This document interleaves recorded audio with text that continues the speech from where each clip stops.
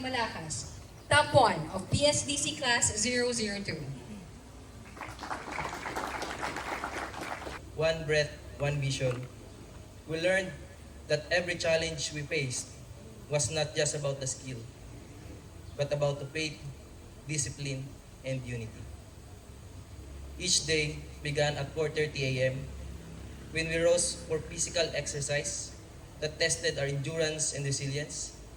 The long hours stretched until 10 p.m., filled with activities and lectures that sharpened our skills and knowledge, that prepared us for the realities of maritime operations. In the water, we were pushed beyond our limits.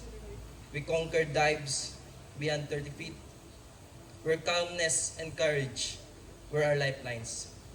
We endured bear tank dives, where some even drank a glass full of water, mastered air management, learning to respect every breath. We passed through hula hoop dive, honing control and focus. We tied knots underwater, proving precision even under pressure. We performed bottom sampling after every distance swim, instilling patience and discipline. And we survived the ultimate test, the mile swim, where endurance and determination carried us through. We also braved search and rescue operation, survived deep dives reaching more than 100 feet, where each breath reminded us of life's fragility.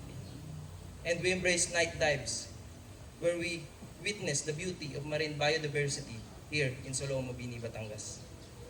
Each one reminded us that our mission is not only about diving, but about saving lives and serving with honor. Through all of this, we found strength in God, whose guidance sustained us, where we were molded by the wisdom of our instructors, supported by our dive buddies. To my dive buddy, Patronon Marquez, thank you. To whom I started my life, without him, I would have not survived air sharing activity. To our snappy upperclassmen, our training manager, Police Major Sithar. To our course director, Police Captain Mangili. And to our snappy instructor, Tor Arizala, Tor Eli, and Tor Manuel.